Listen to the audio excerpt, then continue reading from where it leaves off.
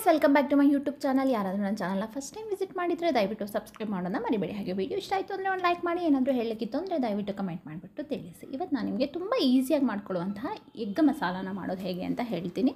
ಯಾರಾದರೂ ಸಡನ್ನಾಗಿ ಗೆಸ್ಟ್ ಬಂದರು ಅಂದ್ರೂ ಕೂಡ ಒಂದು 5ರಿಂದ 10 ನಿಮಿಷದಲ್ಲಿ ನಡೆದು ಹೋಗುವಂಥ ಒಂದು ರೆಸಿಪಿ ಇದು. ಇದಕ್ಕೆ ಮಸಾಲ ರೆಡಿ ಮಾಡ್ಕೊಳ್ಳೋದಕ್ಕೆ ನಾನಿಲ್ಲಿ ಒಂದು ಟೊಮ್ಯಾಟೊ, ಹಾಗೆಯೇ ಖಾರಕ್ಕೆ ಬೇಕಾಗುವಷ್ಟು ಹಸಿಮೆಣಸು ಅಂದರೆ ನಾನು 3 ತೊಗೊಂಡಿದ್ದೀನಿ. ಮತ್ತು ಸ್ವಲ್ಪ ಕೊತ್ತಂಬರಿ ಸೊಪ್ಪು, ನಿಮ್ಮ ಹತ್ರ ಮಿಂಟ್ ಲೀಫ್ ಇದ್ದರೆ ಅದನ್ನು ಆ್ಯಡ್ ಮಾಡ್ಕೊಳ್ಳಿ. ನನ್ನ ಹತ್ರ ಇರಲಿಲ್ಲ ಅನ್ನೋ ಕಾರಣಕ್ಕೆ ನಾನು ಸ್ಕಿಪ್ ಮಾಡಿದ್ದೀನಿ. ಅದು ಆ್ಯಡ್ ಮಾಡಿಕೊಂಡ್ರೆ ಇನ್ನೂ ಚೆನ್ನಾಗೇ ಆಗುತ್ತೆ. ಅದಕ್ಕೆ ಸ್ವಲ್ಪ ನೀರು ಹಾಕಿ ರುಬ್ಬಿಟ್ಕೊಳ್ಳಿ. ಈಗ ಒಂದು ಪಾತ್ರೆಗೆ ಒಂದು 4ರಿಂದ 5 ಟೇಬಲ್ ಸ್ಪೂನಷ್ಟು ಆಯಿಲ್ ಹಾಕಿಬಿಟ್ಟು ಚಕ್ಕೆ, ಲವಂಗ ಮತ್ತು ಸ್ವಲ್ಪ ಜೀರಿಗೆನ ಆ್ಯಡ್ ಮಾಡಿಕೊಂಡು ಅದನ್ನು ಆಯಿಲಲ್ಲಿ ಸ್ವಲ್ಪ ಹೊತ್ತು ಫ್ರೈ ಮಾಡ್ಕೊಳ್ಳಿ. ನಾನಿಲ್ಲಿ ಆಲ್ರೆಡಿ ಎಗ್ನ ಬಾಯ್ಲ್ ಮಾಡಿ ಇಟ್ಕೊಂಡಿದ್ದೀನಿ. ನಾನಿಲ್ಲಿ ಮೂರು ಎಗ್ ತೊಗೊಂಡಿರೋದ್ರಿಂದ ಅದಕ್ಕೆ ಎಷ್ಟು ಬೇಕೋ ಅಷ್ಟು ನಾನು ಹೇಳ್ತಾ ಹೋಗ್ತೀನಿ. ಇಲ್ಲಿ ನಾನು 1 ಆನಿಯನ್ನ ಹಾಕ್ಕೊಂಡಿದ್ದೀನಿ. ನೀವೇನಾದರೂ ಎಗ್ನ 4ರಿಂದ 5 ತೊಗೊಂಡ್ರೆ 2 ಆನಿಯನ್ನ ಆ್ಯಡ್ ಮಾಡ್ಕೊಳ್ಳಿ. ಇದಕ್ಕೆ ನಾನಲ್ಲಿ ಸ್ವಲ್ಪ ಅರಿಶಿನ ಪುಡಿ ಕೂಡ ಆ್ಯಡ್ ಮಾಡ್ತಾಯಿದ್ದೀನಿ. ಅರಿಶಿನ ಪುಡಿ ಹಾಕೋದ್ರಿಂದ ಆನಿಯನ್ ಬೇಗ ಬಾಯ್ಲ್ ಆಗುತ್ತೆ ಅನ್ನೋ ಕಾರಣವೂ ಹೌದು. ಹಾಗೆಯೇ ನಾನ್ ವೆಜ್ಗೆ ಅರಿಶಿನ ಪುಡಿ ಹಾಕೋದು ತುಂಬಾ ಒಳ್ಳೆಯದು. ಶುಂಠಿ ಬೆಳ್ಳುಳ್ಳಿ ಪೇಸ್ಟ್ ಕೂಡ 1 ಟೇಬಲ್ ಸ್ಪೂನಷ್ಟು ನಾನು ಆ್ಯಡ್ ಮಾಡ್ಕೋತಾ ಇದ್ದೀನಿ. ಸೊ ಇದು ನೀಟಾಗಿ ಆಯಿಲಲ್ಲಿ ಫ್ರೈ ಆಗಲಿ. ಆನಂತರ ನಾವು 1 ಟೇಬಲ್ ಸ್ಪೂನಷ್ಟು ಇದಕ್ಕೆ ಗರಂ ಮಸಾಲ ಪೌಡರ್ ಕೂಡ ಆ್ಯಡ್ ಮಾಡ್ಕೋಬೇಕಾಗತ್ತೆ.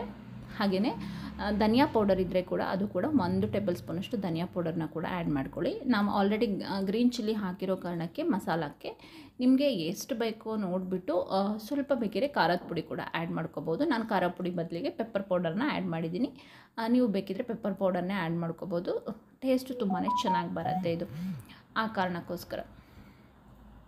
ಸೊ ಇದಿಷ್ಟು ಆ್ಯಡ್ ಮಾಡಿದ ಮೇಲೆ ನಾವೇನು ಮಸಾಲ ಐಟಮ್ನ ರೆಡಿ ಮಾಡ್ಕೊಂಡಿರ್ತೀವಲ್ಲ ಅದನ್ನು ಹಾಕಿಬಿಟ್ಟು ನಿಮ್ಗೆ ಎಷ್ಟು ವಾಟರ್ ಬೇಕೋ ಅಂದರೆ ಜಾಸ್ತಿ ಎಲ್ಲ 1 ಕಪ್ ಅಥವಾ 1.5 ಕಪ್ಪಷ್ಟು ವಾಟರ್ನ ಇದಕ್ಕೆ ಆ್ಯಡ್ ಮಾಡಿಕೊಂಡು ಟೇಸ್ಟ್ಗೆ ಎಷ್ಟು ಬೇಕೋ ಅಷ್ಟು ಸಾಲ್ಟ್ನ ಕೂಡ ಆ್ಯಡ್ ಮಾಡ್ಕೊಳ್ಳಿ. ಆ್ಯಡ್ ಮಾಡಿಕೊಂಡು ಇದು ಸ್ವಲ್ಪ ಕುದಿಯುತ್ತಿರುವಾಗ, ಅಂದರೆ ಯೂಶ್ವಲಿ ಅದು ಹಸಿ ಸ್ಮೆಲ್ಲೆಲ್ಲ ಹೋಗಿ ಮಸಾಲದ್ದು ಕುದಿಯೋ ಟೈಮಲ್ಲಿ ಮೊಸರು ಕೂಡ ಆ್ಯಡ್ ಮಾಡ್ಕೊಳ್ಳಿ 1 ಟೇಬಲ್ ಸ್ಪೂನಷ್ಟು. ಸೊ ಮೊಸರು ಆ್ಯಡ್ ಮಾಡ್ಕೊಂಡ್ಮೇಲೂ ಕೂಡ ಅಷ್ಟೇ ಒಂದು 5 ನಿಮಿಷ ಇದು ಲೋ ಫ್ಲೇಮಲ್ಲಿ ಕುದಿಸ್ಕೊಳ್ಳಿ ಇದನ್ನು. ಏಕೆಂದರೆ ಆಯಿಲ್ ಬಿಟ್ಕೊಳ್ಳುತ್ತಲ್ಲ ಆ ಟೈಮಲ್ಲಿ ನೀವು ಇದಕ್ಕೆ ಏನು ಎಗ್ಗನ್ನ ಕಟ್ ಮಾಡಿ ಇಟ್ಕೊಂಡಿರಬೇಕು ಮುಂಚೆನೇ. ನಾನು ನೋಡಿ ಇಲ್ಲಿ ಕಟ್ ಮಾಡಿ ಇಟ್ಕೊಂಡಿದ್ದೀನಿ. ಸೊ ನಾನು 3 ಎಗ್ ತೊಗೊಂಡಿದ್ದೀನಿ. ಅದನ್ನು 1 ಎಗ್ಗಲ್ಲಿ 3 ಪೀಸ್ನ ಮಾಡ್ಕೊಂಡಿದ್ದೀನಿ. ನೀವು ಬೇಕಿದ್ರೆ ಜಾಸ್ತಿನೂ ಮಾಡ್ಕೊಳ್ಳಿ, ಚೆನ್ನಾಗಾಗುತ್ತೆ. ಸೊ ಇದು ಕುದಿಯೋ ಟೈಮಲ್ಲಿ, ಅಂದರೆ ಆಯಿಲ್ ಬಿಟ್ಕೊಳ್ತಿದೆ ಅನ್ನೋ ಟೈಮಲ್ಲಿ ನೀವು ಇದಕ್ಕೆ ಎಗ್ಗನ್ನು ಆ್ಯಡ್ ಮಾಡ್ಕೋಬೇಕು. ಆ್ಯಡ್ ಮಾಡಿಕೊಂಡು ಅದನ್ನು ಆ್ಯಡ್ ಮಾಡಿದ ಮೇಲೆ ನೀವು ಜಾಸ್ತಿ ಅದಕ್ಕೆ ಚಮಚ ಹಾಕಿ ತಿರ್ಸ್ಲಿಕ್ಕೇನು ಹೋಗಬೇಡಿ. ಹಾಗೆಯೇ ಒಂದು ಲೋ ಫ್ಲೇಮಲ್ಲಿ ಒಂದು 2 to 3 ಮಿನಿಟ್ಸ್ ಅಷ್ಟು ಅದು ಬಾಯ್ಲ್ ಆದರೆ ಸಾಕು. ಆಮೇಲೆ ನೀವು ಇದ್ರ ಮೇಲೆ ಸ್ವಲ್ಪ ಕೊತ್ತಂಬರಿ ಸೊಪ್ಪನ್ನು ಕಟ್ ಮಾಡಿ ಹಾಕ್ಕೊಳ್ಳಿ. ಹಾಗೆಯೇ ಕಸೂರಿ ಮೇಥಿ ಇದ್ದರೆ ಅದನ್ನು ಕೂಡ ಸ್ವಲ್ಪ ಆ್ಯಡ್ ಮಾಡ್ಕೊಳ್ಳಿ. ಸೊ ಈಗ ನಿಮಗೆ ಇದನ್ನು ನೀವು ಯಾವುದಾದ್ರೂ ರೋಟಿ, ಚಪಾತಿ ಈ ಥರದ್ರ ಜೊತೆಗೆ ತಿನ್ನೋಕ್ಕೂ ಚೆನ್ನಾಗಿರುತ್ತೆ. ಸ್ವಲ್ಪ ಗ್ರೇವಿ ಇರೋದ್ರಿಂದ ರೈಸ್ ಜೊತೆ ಕೂಡ ಇದನ್ನು ನಾವು ತಿನ್ಬೋದು. ಸೊ ತುಂಬ ಚೆನ್ನಾಗಿರುತ್ತೆ. ಸೊ ವಿಡಿಯೋ ಇಷ್ಟ ಆಗಿದೆ ಅಂತ ಅಂದ್ಕೊತೀನಿ. ಇಷ್ಟ ಆಗಿದ್ದರೆ ದಯವಿಟ್ಟು ಸಬ್ಸ್ಕ್ರೈಬ್ ಮಾಡ್ಕೊಳ್ಳಿ.